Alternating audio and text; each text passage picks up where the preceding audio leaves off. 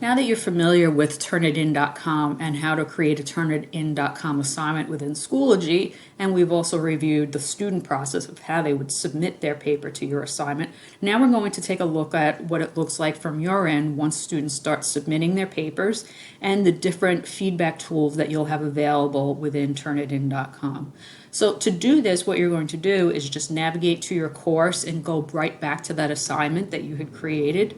And you're going to click on the title of it. So this is my exit paper assignment created using the Turnitin.com tool within Schoology. And what it's going to load is a list of students who have already submitted their paper. So this assignment inbox over here, once students start submitting, this will begin to be filled with the different students who have already submitted the paper. So you'll see here it separates it by author. It's automatically going to put the name of the student, what they named it and what they uploaded it as, the date and time that it was uploaded, and then very often you will already get the similarity index. They are able to check against all the different resources pretty quickly. Just a note on this number over here and this color indicator before we get into the feedback part of it. Turnitin.com rates the similarity matches in sort of 3 different categories. So if it is a green dot, that indicates it's a very low similarity index and it's unlikely that it was plagiarism. And then you also will have a yellow, which will be in that medium category where some of the content may have been plagiarized, and you'll be able to see the different parts that it highlights as to what parts they considered plagiarized. And then if this is a red dot, that indicates that there was a lot of matches and a very likelihood that some of the paper might have been plagiarized. So to get started with all the feedback options, you're going to click on the student paper title, and it's going to load this into a new window. And it's going to jump on over into the Turnitin.com interface so that you can use their tools. But any changes that you make to the student paper using any of the feedback tools is automatically going to be saved, and they'll be able to see this through by accessing their paper through Schoology. So right here we have a sample paper that was submitted. Up at the top here, I will see the student's name, I will see the name of their paper, and then I also have an option here to provide a grade. On the right-hand side, I have a number of different feedback tools. Now, to know what these feedback tools are, all you'll need to do is hover your mouse on any of these icons, and you will get an idea as to what those tools are. So this very first tool over here is QuickMarks, and what QuickMarks are essentially what it says are QuickMarks. So different things that you might want to bring to the student's attention in terms of grammar, in terms of usage, run-on sentences, lack of citations, etc.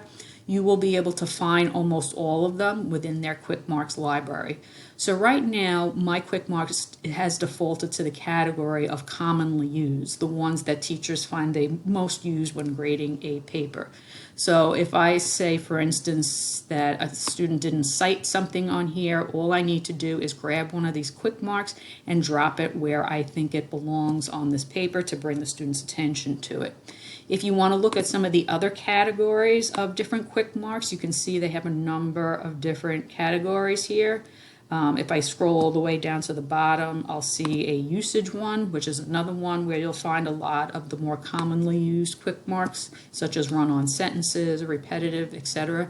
If you don't see one that you're looking for, or you just don't want to sift through all of those different categories, if you start typing in the name of what it is, what QuickMark you want to leave, for instance, maybe I just want to put citation needed, but I just couldn't find the category. You can start typing in that particular keyword, and it will filter out all of its other QuickMarks and only bring to your attention the ones they think that you're trying to look for. So you can see here, citation needed, cite or revise previous work. So that's another way to find your QuickMarks.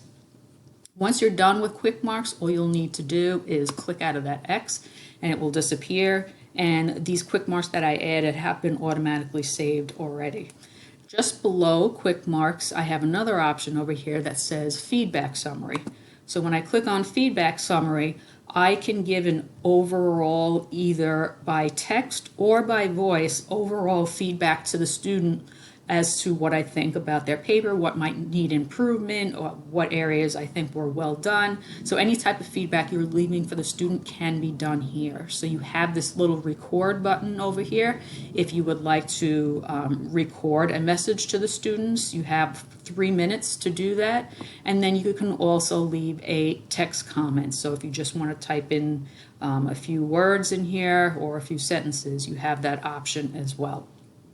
In the next video, we're going to go over some of the other tools, including the similarity index and the artificial intelligence option, and some of the limitations of the artificial intelligence detector that Turnitin.com has at the moment.